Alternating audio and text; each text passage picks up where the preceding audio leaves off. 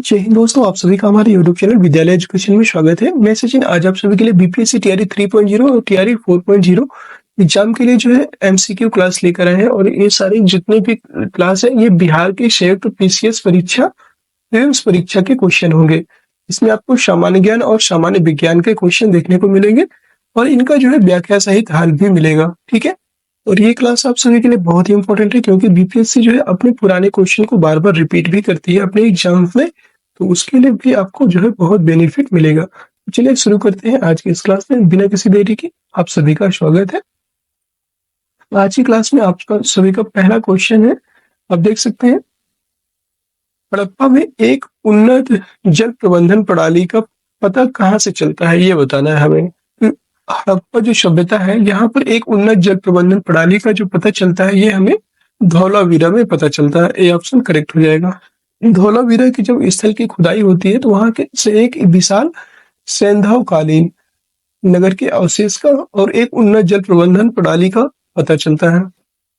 और दोस्तों ये क्लास जो है आपके सभी एग्जाम्स के लिए इंपॉर्टेंट होगी, चाहे आप बिहार एसआई, बिहार दरोगा, मतलब किसी भी चीज के लिए चाहे तैयारी कर रहे हो आपको इसका बेनिफिट मिलेगा। ठीक है, और आप टीचर की तैयारी कर रहे हैं तो उसके लिए तो सबसे बेस्ट है क्योंकि बीपीएससी अपने सारे एग्जाम्स में अपने क्वेश्चन प्रीवियस ईयर क्वेश्चन सबसे ज्यादा करवाती है। वो भले चाहे किसी पीसीएस का हो, सीडीपीओ का हो या और अदर्स जितने भी एग्जाम लेती है बीपीएससी उसके क्वेश्चन हो, बट वहां से आपको बार बार क्वेश्चन पूछे जाते हैं।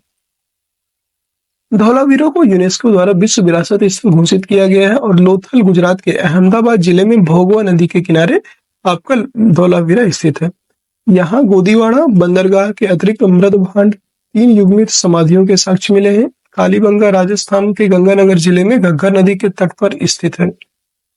जो कालीबंगा है ये राजस्थान के गंगानगर जिले में स्थित है और घग्गर नदी के तट पर। यहाँ से काले रंग की चूड़ियां मिली हैं, हवन कुंड मिले हैं, जुते हुए खेत के साक्ष्य मिले हैं। आलमगीरपुर की बात करेंगे तो ये पश्चिम उत्तर प्रदेश के मेरठ जिले में यमुना नदी की जो सहायक नदी है उसके तट पर स्थित है। और यह हड़प्पा संस्कृति का पूर्व स्थल है। यहाँ से मनके तथा मिट्टी के बर्तन भी प्राप्त हुए हैं।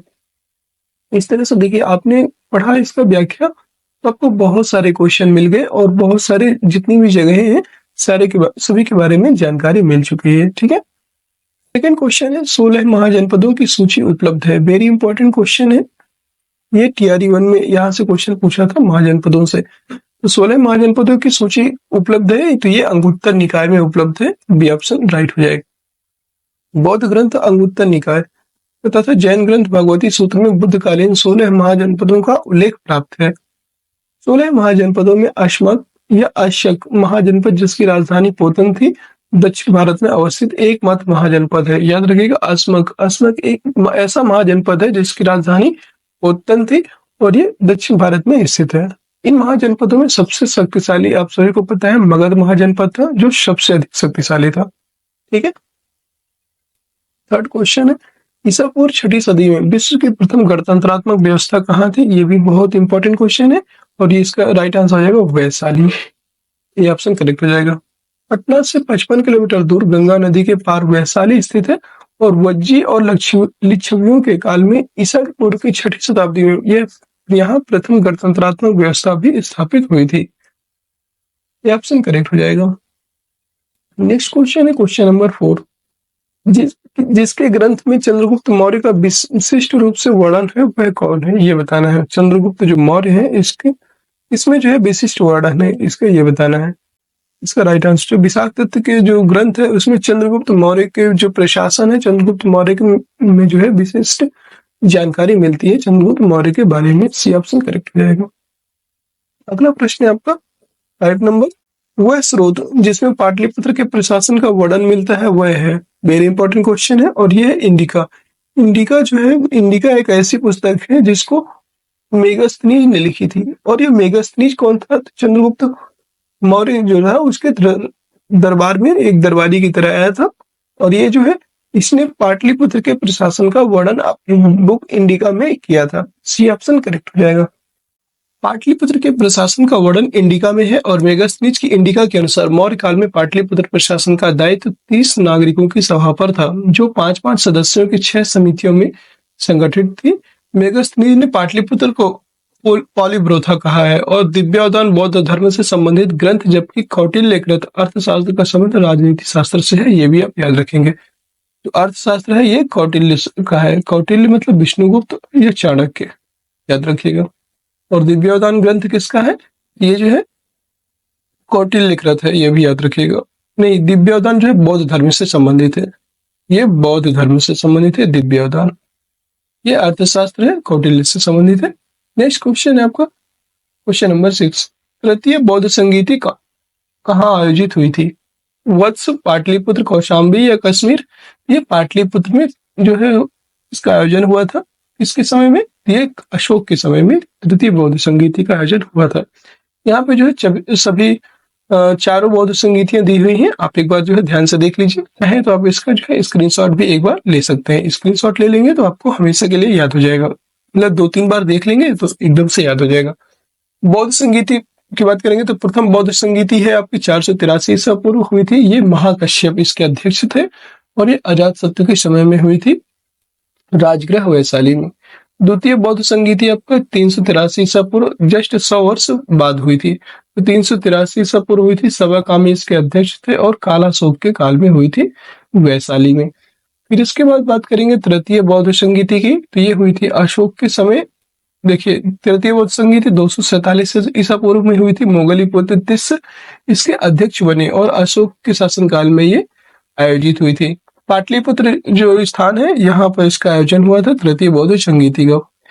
चतुर्थ बौद्ध संगीति, चतुर्थ बौद्ध संगीति की बात करेंगे तो ये प्रथम शताब्दी ईस्वी में हुई थी और ये वसुमित्र इसके अध्यक्ष थे। कनिष्क के काल में हुई थी, कुंडलवन कश्मीर में। ठीक है, नेक्स्ट क्वेश्चन है क्वेश्चन नंबर 7।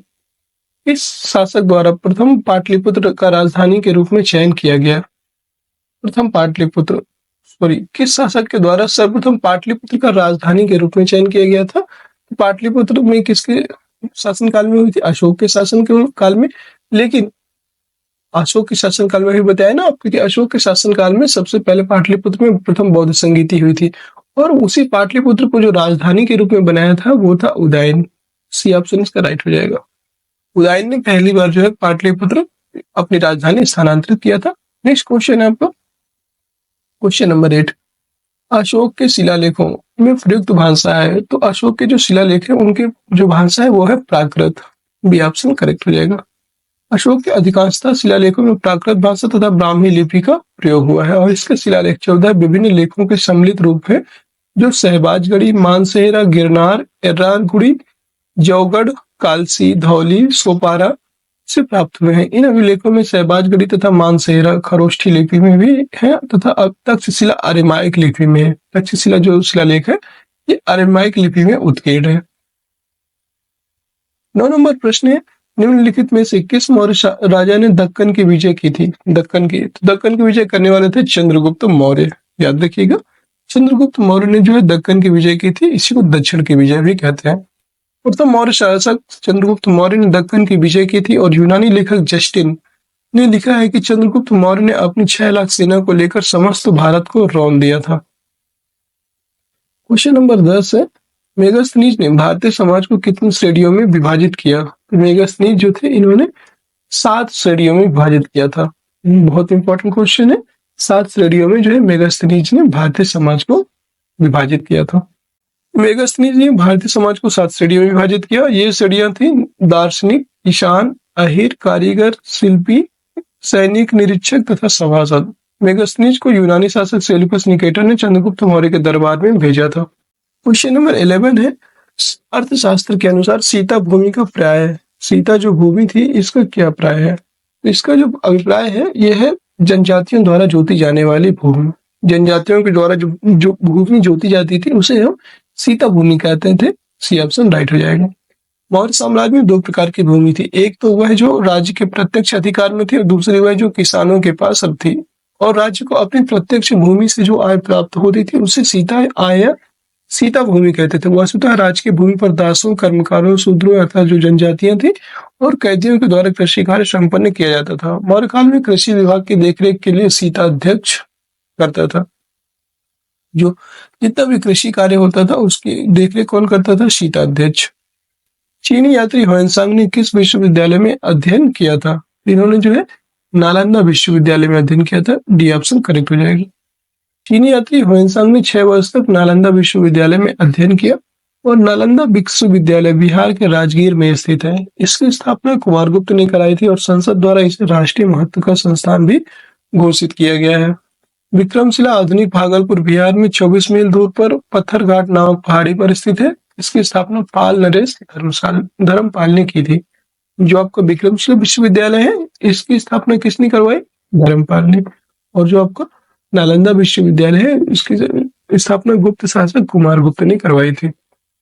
दोस्तों, अगर आप सभी को क्लास पसंद आ रही हो, हमारे द्वारा करवाए जा रहे प्रश्न जो आपके एग्जाम के परिप्रेक्ष्य से ज्यादा महत्वपूर्ण है, सभी एग्जाम्स में आपके हेल्पफुल होंगे।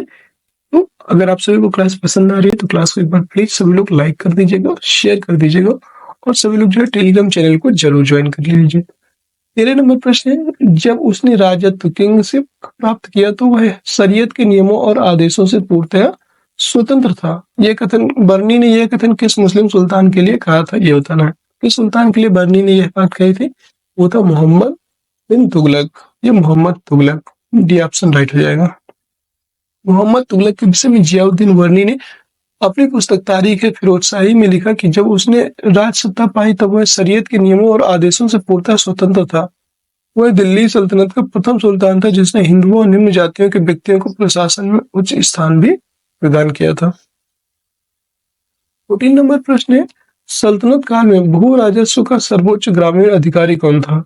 भू राजस्व जो था वहां का सर्वोच्च ग्रामीण अधिकारी कौन था? वो था चौधरी। ये ऑप्शन राइट हो जाएगा। सल्तनत काल में भू राजस्व का सर्वोच्च ग्रामीण अधिकारी चौधरी था और सल्तनत काल में अलाउद्दीन प्रथम सुल्तान था जिसने भूमि की पैमाइश कराकर एवं भूमि की वास्तविक आय पर लगान लेना सुनिश्चित किया। भू राजस्व ही सल्तनत काल में आय का मुख्य स्रोत था और रावत, मलिक, पटवारी आदि जो है लगान वसूल करते थे। क्वेश्चन नंबर 15 है, मुगल प्रशासन में मदद ए मास इंगित करता है। मदद ए मास इसके नाम से ही पता चलता है, ये जो है एक प्रकार का विद्वानों को दी जाने वाली राजस्व मुक्त अनुदत्त भूमि है। बी ऑप्शन करेक्ट हो जाएगा। अगला प्रश्न है क्वेश्चन नंबर 16, दास्तान ए अमीर हमजा। जो दास्तान ए अमीर हमजा है, इसका चित्रांकन किसके द्वारा किया गया था, ये बताना है। तो ये जो है अब्दुल समद और मीर सैयद अली, अब्दुल समद और मीर सैयद अली के द्वारा इसका चित्रांकन किया गया था। ए और सी दोनों सही है। राइट आंसर हो जाएगा ए और सी दोनों। ठीक है, ये दोनों सही है। दास्तान ए अमीर हमजा पांडुलिपि का चित्र मीर सैयद अली और अब्दुल समद के नेतृत्व में ग्वालियर, गुजरात आदि में बुलाए गए लगभग 100 चित्रकारों के एक समूह ने किया था। इस पांडुलिपि को चित्रित करने के लिए मीर सैयद अली को पर्यवेक्षक नियुक्त किया गया और इसे अंतिम रूप से चित्रित करने का जो कार्य अब्दुल समद ने किया था और यह कार्य अकबर के शासनकाल में हुआ था। अब्दुल समद और जो थे वो अकबर के शासनकाल में चित्रकारी का काम किया। 17 नंबर प्रश्न, 18वीं सदी में बंगाल में वस्त्र उद्योग के पतन के लिए उत्तरदायी कारण है। जो वस्त्र उद्योग था, इसके पतन का जो मेन कारण था वो था ब्रिटेन को निर्यात करने वाले माल पर उच्च तटकर। मतलब हम लोग जो है कस्टम ड्यूटी बहुत ज्यादा देने लगे थे, जिससे कि हम लोगों को मतलब हमारे जो वस्त्र थे बहुत ज्यादा कॉस्टली फील हो, मतलब हम लोगों को मुनाफा होने नहीं लगा और क्योंकि कर बहुत ज्यादा हो गया था, इसलिए इसका राइट आंसर हो जाएगा पतन का सी ऑप्शन। हमारे यहाँ कारीगर तो बहुत थे, उपलब्ध थे और कच्चे माल की अनुपलब्धता ऐसा कुछ नहीं, कच्चा माल भी बहुत ज्यादा था। उत्पादन में गुणवत्ता में कमी नहीं, उत्पादन की जो गुणवत्ता थी वो भी बेस्ट थी, लेकिन सिर्फ और सिर्फ उच्च माल मतलब माल पर कर की वजह से हम लोगों का जो वस्त्र उद्योग का पतन हो गया। अगला क्वेश्चन है क्वेश्चन नंबर 18। 1927 की बटलर कमेटी का उद्देश्य था।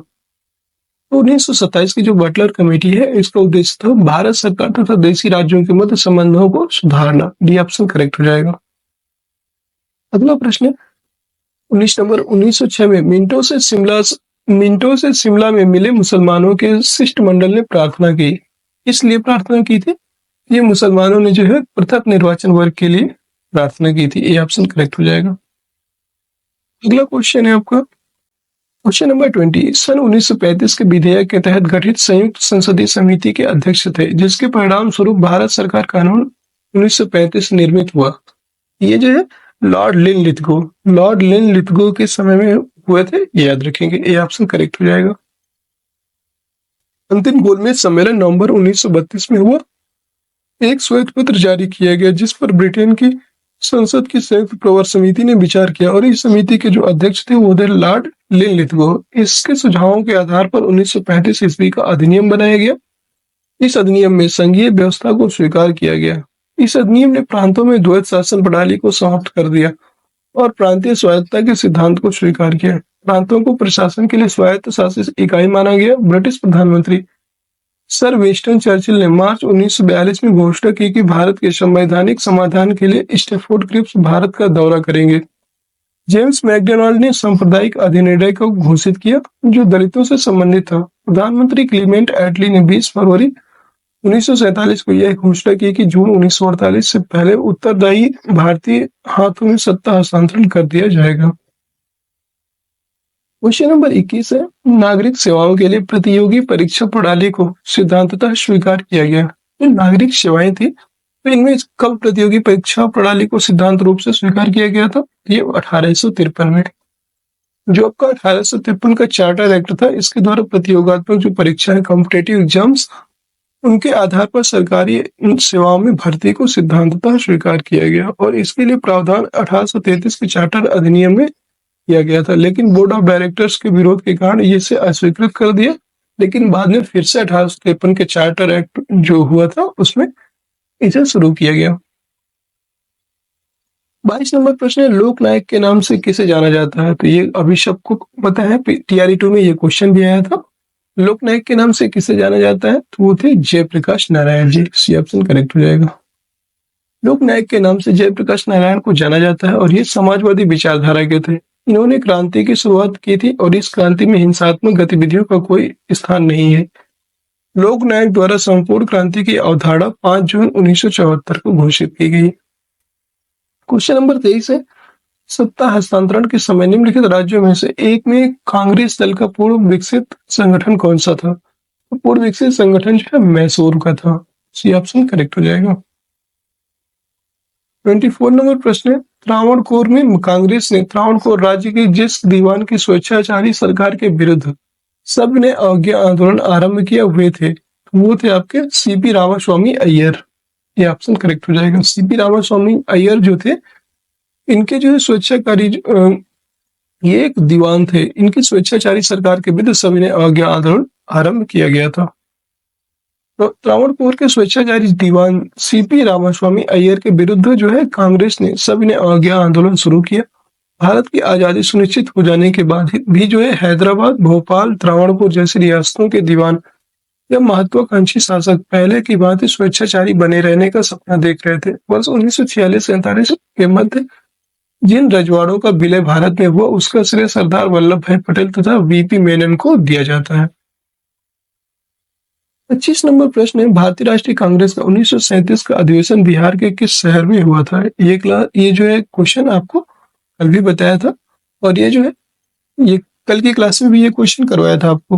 ठीक है, हरिपुरा, पटना, रांची या भागलपुर। तो ये जो है 1937 का जो अधिवेशन है बिहार में, ये जो है इनमें से किसी में नहीं हुआ था। ये फैजपुर महाराष्ट्र में हुआ था।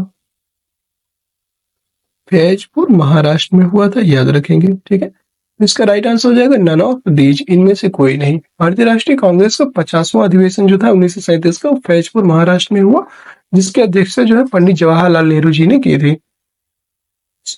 26 नंबर प्रश्न है, सन 1930 में कांग्रेस का सविनय अवज्ञा आंदोलन इतना सफल हुआ कि निम्नलिखित शहरों में से एक में अंग्रेजी राज्य के चिन्ह कई महीनों तक गायब हो गए थे। वो था आपका बढ़ई। सी ऑप्शन राइट हो जाएगा। तो सविनय अवज्ञा आंदोलन वर्ष 1930 के दौरान बिहार के बढ़ई शहर में आंदोलनकारियों का कब्जा हो जाने से वहां कई महीनों तक ब्रिटिश राज्य का नियंत्रण भी समाप्त हो गया।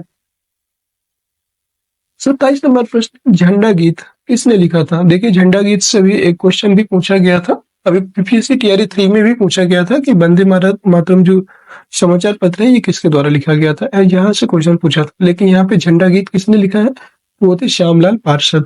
डी ऑप्शन करेक्ट हो जाएगा। श्यामलाल पार्षद जी ने जो है झंडा गीत को लिखा था। झंडा गीत श्यामलाल पार्षद द्वारा लिखा गया था। रविन्द्रनाथ टैगोर द्वारा लिखे गए राष्ट्रगान को सर्वप्रथम 27 दिसंबर 1911 को भारतीय राष्ट्रीय कांग्रेस ने एक कलकत्ता अधिवेशन में गाया गया था। इस गीत का जो प्रकाशन है सर्वप्रथम 1912 ईस्वी में तत्वबोधिनी पत्रिका में भारत भाग्य विधाता शीर्षक से हुआ और संविधान सभा ने इस गीत को 24 जनवरी 1950 को राष्ट्रीय गान के रूप में अपनाया था।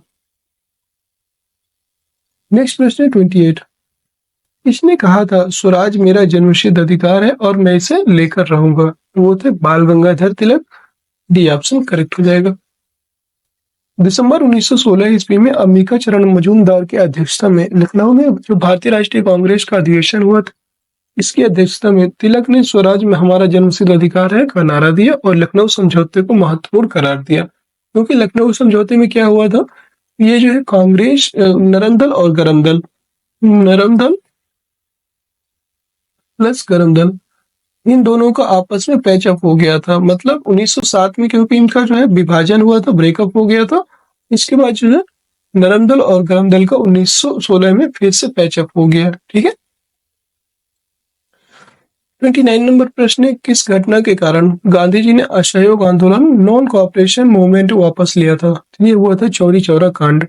चौरी चौरा कांड आपका 4 फरवरी 1922 ईस्वी को हुआ था। इसलिए जो है 12 फरवरी को बारदौली में महात्मा गांधी ने कांग्रेस कार्य समिति की बैठक में हिंसात्मक रुख अपना लेने के कारण असहयोग आंदोलन को वापस ले लिया था। बी ऑप्शन इसका राइट हो जाएगा। 4 फरवरी 1922 को ये हो गया था। 4 फरवरी 1922। 30 नंबर प्रश्न है, सर्वोदय शब्द का प्रयोग सर्वप्रथम किसने किया था? तो सर्वोदय प्रयोग का भी सर्वप्रथम प्रयोग महात्मा गांधी जी ने किया था। ये ऑप्शन इसमें राइट हो जाएगा।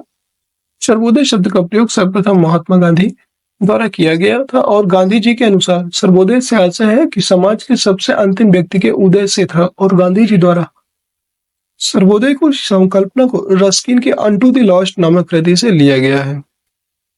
रस्किन की जो बुक है रस्किन बॉन्ड की अनट टू द लास्ट, इसमें जो है बहुत ही मतलब इससे गांधी जी बहुत ज्यादा प्रभावित थे और इसी से उन्होंने ये शब्द लिया था। ठीक है। अगला प्रश्न है आपका नेक्स्ट क्वेश्चन नंबर 31।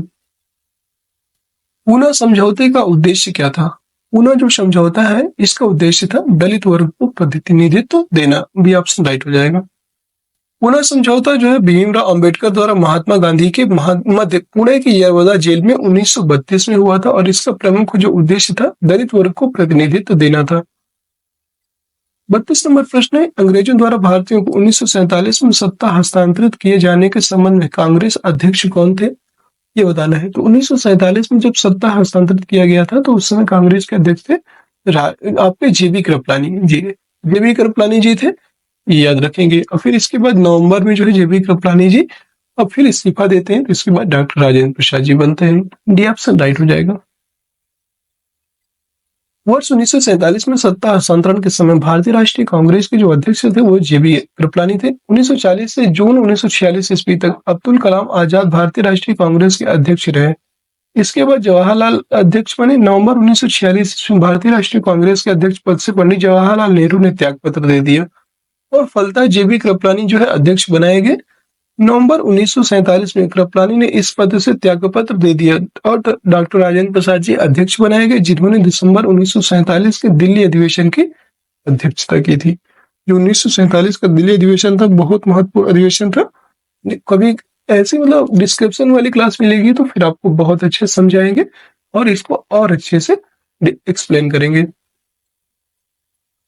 33 नंबर प्रश्न है, बंगाल 1905 ईस्वी में विभाजित हुआ, जिसके विरोध के फलस्वरूप यह दोबारा विभाजित कब हुआ था? ये बताना है। तो दोबारा जो है इसका विभाजन हुआ था 1911 ईस्वी में। ठीक है। सी ऑप्शन राइट हो जाएगा। मतलब जिसके विरोध के फलस्वरूप ये जो है दोबारा विभाजित, मतलब एक तरह से इसका विभाजन रद्द कर दिया गया। विभाजित क्या हुआ था? इसका विभाजन रद्द कर दिया गया था 1911 में जब दिल्ली दरबार लगा हुआ था। बंगाल का विभाजन वर्ष 1905 में लॉर्ड कर्जन के कार्यकाल में हुआ। दिसंबर 1911 के प्रारंभ में ब्रिटिश सम्राट जॉर्ज पंचम और सामग्री के जॉर्ज पंचम और उनकी जो है सामग्री क्या मतलब उनकी जो पत्नी है, ये ऐसे बोल सकते हैं, जॉर्ज पंचम और उनकी पत्नी के भारत आगमन के अवसर पर भारत विभाजन को रद्द कर दिया गया था और बंगाल के विभाजन को रद्द करने के फलस्वरूप बंगाल के एक नए प्रांत का गठन किया गया था। तो इसी को हम दोबारा विभाजित भी कहते हैं। ठीक है, इसका विभाजन तो रद्द कर दिया गया, लेकिन इसके बाद नए प्रांत का गठन किया गया और वो था आपका उड़ीसा। वो क्या था? उड़ीसा प्रांत था। तो एक नए प्रांत का गठन किया गया जिसमें सिलहट के अतिरिक्त जो है समस्त बंगाली भाषी जिले शामिल थे और उड़ीसा और बिहार को बंगाल से पृथक कर दिया गया। असम का एक पृथक कमिश्नरी के रूप में गठन किया गया, जैसा कि उसकी 1874 ईस्वी में स्थिति थी। असम के इस नवगठित प्रांत में सिलहट को शामिल किया गया। 34 नंबर प्रश्न है, निम्नलिखित में से एक ने युद्ध के समय भारत की रक्षा के कानून के प्रावधानों को, जिसे 1915 में पंजाब में गदर के विरुद्ध इस्तेमाल किया गया था, शांति के समय में भी जारी रखना चाहा था, वो था Lord Hardinge. C option correct हो जाएगा। लॉर्ड हार्डिंग जो है वर्ष 1915 में पंजाब में जो है गदर के विरुद्ध प्रयोग किए गए भारत रक्षा कानून को शांति काल के में जो है प्रयोग करना चाहते थे, लेकिन लॉर्ड हार्डिंग 1910 से 1916 तक भारत के वायसराय भी रहे और इन्हीं के समय ब्रिटेन के राजा जॉर्ज पंचम भारत के आगमन पर 11 दिसंबर 1911 में दिल्ली पर एक भव्य दरबार का आयोजन किया गया था और यहीं बंगाल विभाजन को रद्द करने की घोषणा की गई। 35 नंबर प्रश्न है, अमृतसर के जलियांवाला बाग में भीड़ का दमन हुआ था, ये जो है 13 अप्रैल 1919 को हुआ था। बी ऑप्शन करेक्ट हो जाएगा। ये किस कारण हुआ था? ये 13 अप्रैल 1919 को डॉक्टर सत्यपाल मलिक और सैफुद्दीन किचलू जी की गिरफ्तारी के विरोध स्वरूप अमृतसर के जलियांवाला जो बाग नामक स्थान पर एक सभा का आयोजन किया गया था और सभा के दौरान जनरल डायर के आदेश पर गोलियां चलवाने के कारण भारी संख्या में लोग मारे गए थे। और दोस्तों ये वाला जो क्वेश्चन है 35, यहीं से एक क्वेश्चन निकल के आता है जो आपका बीपीएससी टीआरई 3 में पूछा गया था। बीपीएससी टीआरई 3 में क्या क्वेश्चन पूछा गया था बताते हैं आपको। इसे पूछा गया था कि अमृतसर का जो जलियांवाला बाग हत्याकांड हुआ था, इसमें जो है दिन कौन सा था? ये जो है वैसाखी का दिन था। ये क्वेश्चन अभी आपका जो है पूछा गया है, याद रखिएगा, ये वैसाखी का दिन था। वैसाखी के दिन पर ही जो है गोलीबारी हुई थी। यही क्वेश्चन आपका सिर्फ पूछा गया था बीपीएससी टीआरई 3 में। ऐसे ही क्वेश्चन पूछते हैं, एक क्वेश्चन से दूसरा क्वेश्चन, दूसरे क्वेश्चन से तीसरा क्वेश्चन, ऐसे क्वेश्चन जो है बार बार निकल के आते हैं, इसलिए व्याख्या भी आपकी उतनी ही इंपॉर्टेंट हो जाती है। 36 नंबर प्रश्न है, लंदन में द्वितीय गोलमेज सम्मेलन की असफलता इनकी छत्रछाया में हुआ। ये जो है गांधी इरविन जो समझौता है, इरविन गांधी समझौता, ये इसकी छत्रछाया में हुआ था। सी ऑप्शन राइट हो जाएगा। महात्मा गांधी और लॉर्ड इरविन के बीच जो है 5 मार्च 1931 को एक समझौता हुआ। इरविन ने महात्मा गांधी को निम्न आश्वासन दिए, जैसे सभी राजनीतिक बंदियों को तत्काल रिहा कर दिया जाएगा, आंदोलन के बाद जब्त संपत्ति उनके स्वामियों को वापस कर दिया जाएगा। कांग्रेस ने दूसरे गोलमेज सम्मेलन में भाग लेने की स्वीकृति दे दी और दूसरा गोलमेज सम्मेलन जो है 7 सितंबर 1931 तक चला था। कांग्रेस एकमात्र प्रतिनिधि महात्मा गांधी थे और सम्मेलन के समक्ष मुख्य मुद्दा और संघीय ढांचे तथा अल्पसंख्यकों के हितों की रक्षा करना था। सम्मेलन में सर्वाधिक विवाद अल्पसंख्यकों के हितों के प्रश्न पर ही हुआ था। 37 नंबर प्रश्न है, सन 1932 ईस्वी में निम्नलिखित में से एक आदेश पारित करके अखिल भारतीय कांग्रेस समिति है, इसको गैर कानूनी करार दे दिया गया। वह आदेश है, वह आपका आदेश था गैर कानूनी संघ आदेश। ये ऑप्शन करेक्ट हो जाएगा। गैर कानूनी संघ आदेश था, इसी के द्वारा जो है इसको गैर कानूनी करार दिया गया था। 4 जनवरी 1932 को गैर कानूनी संघ आदेश के तहत कांग्रेस तथा उसके सहयोगी संगठनों को अवैध घोषित करके उनके भवन, कार्यालय तथा संपत्ति पर कब्जा कर लिया गया और प्रदर्शनकारियों पर लाठियां तथा गोलियां बरसाई गई थी। और दोस्तों, हम लोग काफी टाइम से क्लास तो चल ही रही है और उम्मीद है कि आप सभी को क्लास पसंद भी आ रही होगी। प्लीज सभी लोग एक बार क्लास को लाइक कर दीजिए तो और भी मजा आएगा और शेयर कर दीजिए अपने सभी मित्रों को।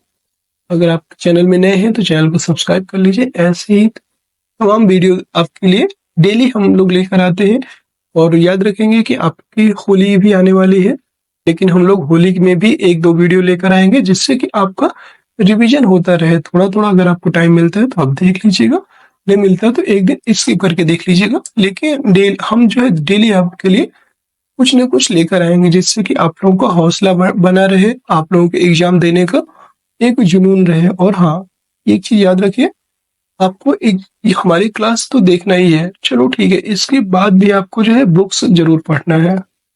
अगर आपको सिलेक्शन लेना है तो बुक्स जरूर प्रिफर करना है। सिर्फ आप यूट्यूब सिर्फ आप यूट्यूब से जो है सिलेक्शन नहीं ले सकते, ये रियलिटी है और सच भी है। एक आप ये चीज एग्जाम देने के बाद आपको रियलाइज हो गया होगा कि 100% यूट्यूब से नहीं आता है। आप कितना भी यूट्यूब रट लीजिए, नहीं आएगा, आपको बुक्स पढ़ना ही पड़ेगा। और अगर कोई किसी को बुक्स के बारे में जानकारी चाहिए तो आप हमें टेलीग्राम चैनल पर मैसेज करके आप हमसे कांटेक्ट कर सकते हैं। वहां पे आपको जो है बुक्स, कैसी बुक्स, कौन सी बुक्स पढ़ना है उसके बारे में भी मैं थोड़ा सा रिकमेंड कर सकता हूँ, ठीक है। तो आप वहां से हमें टेलीग्राम चैनल को ज्वाइन कर लीजिए, जिसका लिंक आपको वीडियो के डिस्क्रिप्शन में मिल जाएगा। वहां से आप हमसे कांटेक्ट कर सकते हैं और कैसी बुक्स, कौन सी बुक्स ज्यादा बेनिफिट होगा इसके लिए भी हम आपको वहां पे बता सकते हैं, ठीक है। 38 नंबर प्रश्न है, स्वाधीनता आंदोलन के दौरान महात्मा गांधी के करीबी अंग्रेज मित्र कौन थे? महात्मा गांधी के जो करीबी अंग्रेज मित्र थे वो थे रेवरेंड चार्ली एंड्रयूज। ये ऑप्शन करेक्ट हो जाएगा। स्वाधीनता आंदोलन के दौरान 1942 ईस्वी के भारत छोड़ो आंदोलन में महात्मा गांधी के आमरण अनशन के समय इनके अंग्रेज मित्र रेवरेंड चार्ली एंड्रयूज आज उपस्थित थे और इन्हें तीन बंधु के नाम से भी जाना जाता था। 39 नंबर क्वेश्चन है, प्रथम भारतीय जिन्होंने स्वाधीन भारत में गवर्नर जनरल का पदभार ग्रहण किया था वह कौन थे? वे थे आपके सी राजगोपालाचारी। बी ऑप्शन करेक्ट हो जाएगा। 40 नंबर क्वेश्चन है, इलाहाबाद में संपन्न कांग्रेस कार्यकारिणी समिति की बैठक अप्रैल मई 1947 में निम्नलिखित सदस्यों में से एक सदस्य भारत के नाजीवाद, फासीवाद तथा साम्राज्यवाद विरोधी निश्चित रूप के कारण जापान के विरुद्ध गुरिल्ला युद्ध की अपनी योजना के पक्ष में बहुमत जुटाने में सक्षम हुए थे, वे कौन थे? वो थे आपके Jawaharlal Nehru. D option right हो जाएगा। जवाहरलाल नेहरू ने इलाहाबाद में जो संपन्न कांग्रेस कार्य समिति की बैठक में भारत के नाजीवाद, फासीवाद तथा साम्राज्यवाद विरोधी रूप के कारण जापान के विरुद्ध गुरिल्ला युद्ध की अपनी योजना के पक्ष में बहुमत जुटाने में सक्षम हुए और जवाहरलाल नेहरू इसके पहले अंतर्राष्ट्रीय कांग्रेस हेग अधिवेशन में भाग ले चुके थे और जवाहरलाल नेहरू ने कहा कि हम भारतीयों के लिए रास्ता साफ है और यह रास्ता है फासीवाद का पूर्ण विरोध और साम्राज्यवाद का विरोध। उन्होंने ये कथन कहा था। 41 नंबर प्रश्न है, महात्मा गांधी का मानना था कि द्वितीय विश्व युद्ध में भागीदारी से आशय निम्नलिखित सिद्धांत का उल्लंघन होगा। इस सिद्धांत का उल्लंघन होगा अहिंसा, non violence. D option right हो जाएगा। सत्य व अहिंसा महात्मा गांधी के दो आधारभूत सिद्धांत थे और अहिंसा के सिद्धांत का पालन करते हुए चौरी चौरा जो कांड है 4 फरवरी 1922 से आहत होकर उन्होंने असहयोग आंदोलन को वापस ले लिया। स्वतंत्रता आंदोलन के दौरान अपने व्यक्तिगत जीवन में उन्होंने सत्य व अहिंसा जैसे युगल सिद्धांत का जीवन पर्यंत पालन किया और द्वितीय महायुद्ध में भागीदारी से अहिंसा के सिद्धांत का उल्लंघन होता। 6 से 9 अगस्त 1945 में क्रमशः हिरोशिमा व नागासाकी पर हुए हमले सहित द्वितीय महायुद्ध में एक बड़ी आबादी हिंसा के शिकार हुई और अनेकों की मृत्यु भी, यहाँ पर बहुत अधिक मात्रा में मृत्यु हुई थी। इसी को जो है गांधी जी अहिंसा को ही अपना हथियार मानते थे और अहिंसा ही मतलब जीवन पर्यंत वो अहिंसा का पालन किया। 42 नंबर क्वेश्चन है, भारत अवस्थित है, और यहाँ से हम लोग जो है ज्योग्राफी के कुछ क्वेश्चन करेंगे। भारत अवस्थित है, लोकेटेड है कहाँ पर? भारत की जो स्थिति है 8 डिग्री 4 मिनट उत्तर से लेकर के 37 डिग्री 6 मिनट दक्षिण, 8 डिग्री 4 मिनट उत्तर। तो दक्षिण वाला तो पहले काट ही दीजिए, ये कट जाएगा। फिर उत्तर उत्तर तो 8 डिग्री 4 मिनट उत्तर से 37 डिग्री 6 मिनट दक्षिण तक। सॉरी, हम नॉर्थ में ही तो है तो ये उत्तर ही होगा, तो दक्षिण वाला ये हो गलत हो जाएगा। 8 डिग्री 4 मिनट उत्तर से लेकर के 37 डिग्री 6 मिनट उत्तर। और देशांतर की बात करेंगे तो हम पूर्वी देशांतर में है, तो 68 डिग्री 7 मिनट पूर्वी देशांतर से 97 डिग्री 25 मिनट पूर्वी देशांतर के मध्य। सी ऑप्शन राइट हो जाएगा। क्वेश्चन नंबर 44, भारत में सूची वन प्रकारों और सूची 2 प्रदेशों से संबंधित कीजिए तथा सूचियों के नीचे दिए गए कोड का प्रयोग करके सही उत्तर का चुनाव करना है, ठीक है। उष्ण कटिबंधीय सदाबहार, तो उष्ण कटिबंधीय जो सदाबहार है ये शिलांग के पठार और सह्याद्री में पाए जाते हैं। बी ऑप्शन इसको ए का राइट हो जाएगा। फिर मानसून, तो मानसून की बात करेंगे तो ये दक्षिण भारत से आता है ना। आप सभी को पता है छोटा नागपुर पठार जो आपको मानसूनी प्रकार के वन प्रकार है जो मानसूनी वन है ये छोटा नागपुर पठार में पाए जाते हैं, मानसूनी वन।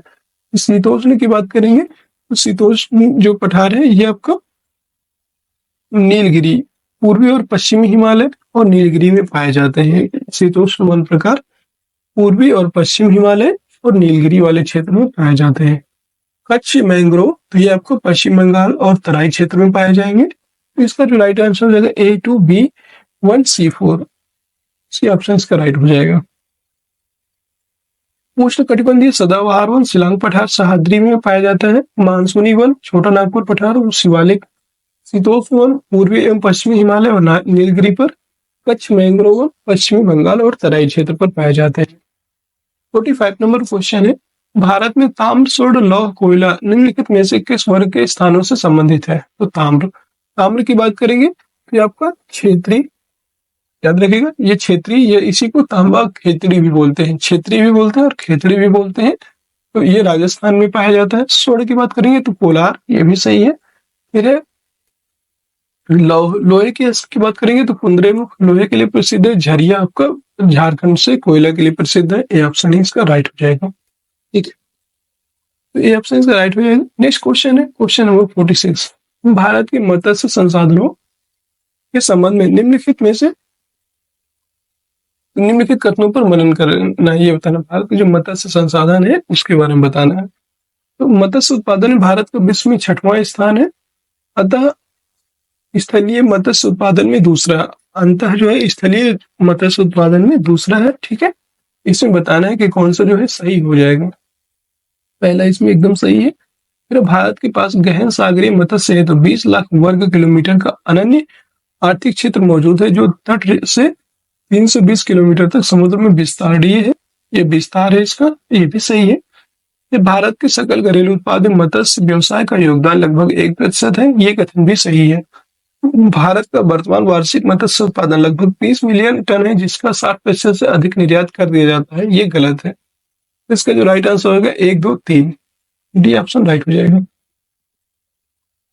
नेक्स्ट क्वेश्चन है 47, निम्नलिखित कथनों पर मनन कीजिए। भारत के सार्वजनिक क्षेत्र की 14 तेल शोधनशालाएं हैं, उसमें 7 तट पर स्थित है। तो ये कथन आपका एकदम सही है। और इसका कारण क्या है? तटीय एवं अपतटीय तेल क्षेत्रों में बड़ी मात्रा में कच्चा तेल प्राप्त होता है। ये भी सही बात है, तटों में सबसे ज्यादा तेल प्राप्त होता है। तो कारण, कथन और कारण दोनों सही है। ये और सही है और सही स्पष्टीकरण भी है। ये ऑप्शन राइट हो जाएगा। 41 नंबर प्रश्न है, भारत में कोर उद्योग, जो कोर इंडस्ट्रीज है, ये क्या है?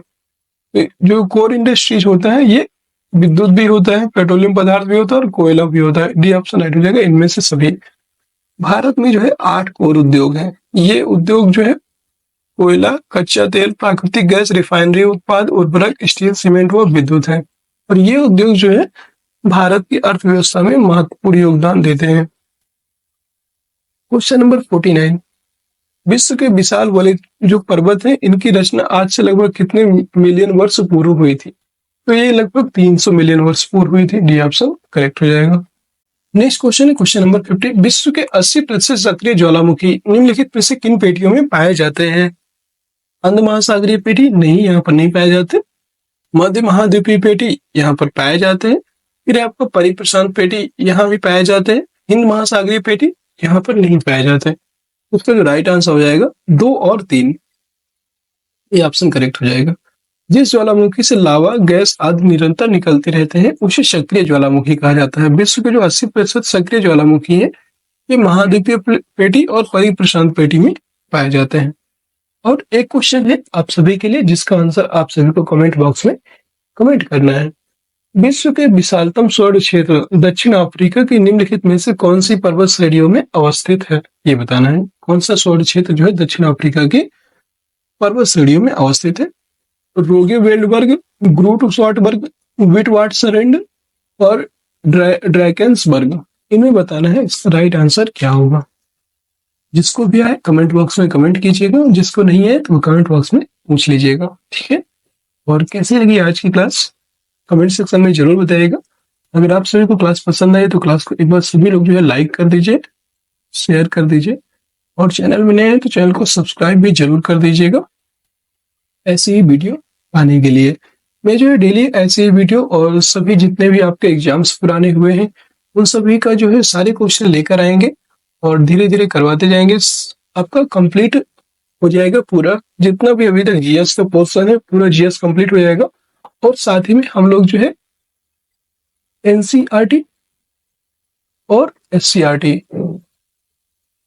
दोनों का जो है मिश्रण करवा रहे हैं और हम जो है क्लास 6 को कंप्लीट करने वाले हैं। क्लास 6 की जो है हिस्ट्री और ज्योग्राफी दोनों साथ साथ में करवा रहे हैं, जिससे कि नेक्स्ट वीक तक ये क्लास 6 की एनसीईआरटी कंप्लीट हो जाएगी। इसके बाद हम लोग क्लास 7 में आएंगे और क्लास 7 को भी साथ में करवाएंगे। तो धीरे धीरे करके हम लोग जो एनसीईआरटी और एससीईआरटी दोनों को मिक्स क्वेश्चन और विद थ्योरी और मिक्स क्वेश्चन जो है इसके करवा रहे हैं, तो उसको भी जाकर के क्लास को एक बार जरूर देखिएगा। और अगर वहां भी क्लास पसंद आती है तो उसको भी जरूर ज्वाइन कीजिएगा, डेली क्लास कीजिएगा। उससे आपको क्या होगा कि बेस और ज्यादा मजबूत हो जाएगा, जिससे कि आपको क्वेश्चन को समझने में आसानी होगी। अगर कठिन क्वेश्चन भी आता है तो भी एनसीईआरटी से ही आएगा और आप बना ले जाएंगे। ठीक है, फिर मिलते हैं किसी नेक्स्ट वीडियो में। सभी लोग जो है टेलीग्राम चैनल को ज्वाइन करना मत भूलिएगा। टेलीग्राम चैनल का जो लिंक है वो आपको वीडियो के डिस्क्रिप्शन में मिल जाएगा। ठीक है, वहां से आपको जो है ज्वाइन कर लीजिए और कोई भी कमेंट हो, कोई भी सुझाव हो तो जरूर बताइएगा। ठीक है, फिर मिलते हैं किसी नेक्स्ट वीडियो में। तब तक के लिए जय हिंद, जय भारत।